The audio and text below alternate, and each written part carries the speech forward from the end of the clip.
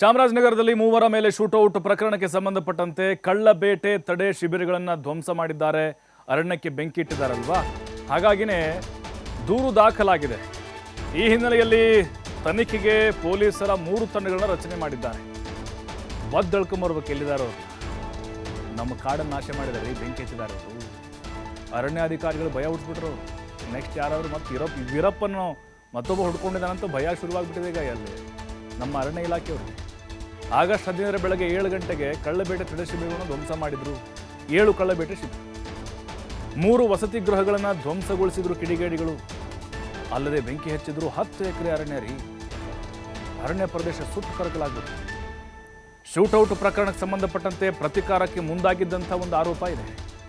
ಈ ಸಂಬಂಧ ದೂರು ದಾಖಲಿಸಿತ್ತು ಅರಣ್ಯ ಇಲಾಖೆ. ಇದೀಗ 3 ಪೊಲೀಸರ ತಂಡಗಳನ್ನು ರಚನೆ ಮಾಡಿ ತನಿಖೆ ಕೈಗೊಳ್ಳಲಾಗ್ತಾ ಇದೆ. ಹನೂರು ಎನ್ಕೌಂಟರ್ ಖಂಡಿಸಿ ಸ್ಥಳೀಯರು ಕೂಡ ಪ್ರತಿಭಟನೆ ಮತ್ತೆ ನಡೆಸ್ತಾ ಇದ್ದಾರೆ.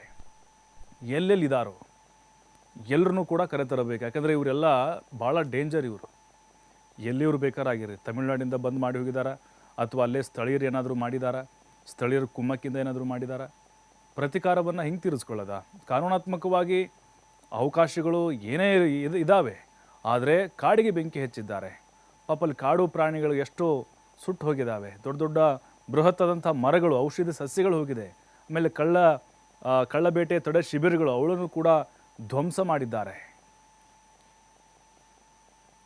ಜೀವಿ ವಿಭಾಗದಲ್ಲಿ ಹಣೂರು ವನ್ಯಜೀವಿ ವಲಯದಲ್ಲಿ ಶಾಗ್ಯ ಶಾಖೆನಲ್ಲಿ 15/8/2026 ಬೆಳಿಗ್ಗೆ 5ರಿಂದ 5:30 ಒಳಗೆ ಒಂದು ಘಟನೆಯಾಗಿದ್ದು ಪ್ರತಿ ಒಬ್ರಿಗೂ ಕೂಡ ಗೊತ್ತಿರುವ ಒಂದು ಸಂಗತಿಯಾಗಿದೆ. ತದನಂತರ ತಾವು ನೋಡಿದ್ರೆ ನಾವು ಕೂಡ ಒಂದು ಕೌಂಟರ್ ಕಂಪ್ಲೇಂಟ್ ಅನ್ನು ನಮ್ಮ ಪೊಲೀಸ್ ಇಲಾಖೆಯವರಿಗೆ ಇದ್ರ ಬಗ್ಗೆ ಕೊಟ್ಟಿದ್ದೀವಿ. ಅದ್ರ ಬಗ್ಗೆ ಈಗ ಇನ್ನೂ FIR ಹಂತದಲ್ಲಿ ಇದೆ, ಇನ್ನು ಅವರು ಮಾಡಬೇಕಾಗ್ತದೆ ಅದು ಕೂಡ. ತದನಂತರ ಏನಾಗಿದೆ ಅಂದ್ರೆ ಕೆಲವರು ನಮ್ಮ ಕಾಡು ಒಳಗಡೆ ನುಗ್ಗಿ ಕೆಲವು ನಮ್ಮ 7 ಆಂಟಿ ಪೋಚಿಂಗ್ ಕ್ಯಾಂಪ್ಸ್ಗಳನ್ನ ಕೂಡ ಧ್ವಂಸ ಮಾಡಿದ್ದಾರೆ. ಮತ್ತೆ ಒಂದು ಅರೌಂಡ್ 9 ಕ್ವಾರ್ಟರ್ಸ್ಗಳನ್ನ ಕೂಡ ಡ್ಯಾಮೇಜ್ ಮಾಡಿದ್ದಾರೆ. ಮತ್ತೆ ಇದು ಕಾವೇರಿ ವನ್ಯಜೀವಿ ವಿಭಾಗದಲ್ಲಿ ಆಗಿಯ ಒಂದು ಘಟನೆ ಆದ್ರೂ ಸಹ ಮಲೆಮಹದೇಶ್ವರ ವನ್ಯಜೀವಿ ವಿಭಾಗದ ಒಳಗೆ ಕೂಡ ನುಗ್ಗಿ ಸಿಲ್ವಿಪುರ ಆಂಟಿ ಪೋಚಿಂಗ್ ಕ್ಯಾಂಪ್ ಅನ್ನು ಕೂಡ ಸ್ವಲ್ಪ ಧ್ವಂಸ ಮಾಡಿದ್ದಾರೆ. ತದನಂತರ 19/8/2026 ಬೆಳಿಗ್ಗೆ ಒಂದು 4-4:30 ಗಂಟೆ ಹತ್ರ ಫಾರೆಸ್ಟ್ ಫೈರ್ ಕೂಡ ಕೊಟ್ಟಿದ್ದಾರೆ. ಅದರಲ್ಲಿ ನಮ್ದು ಒಂದು 10 ಏಕರ್ ಲ್ಯಾಂಡ್ ಸುಟ್ಟೋಗಿದೆ.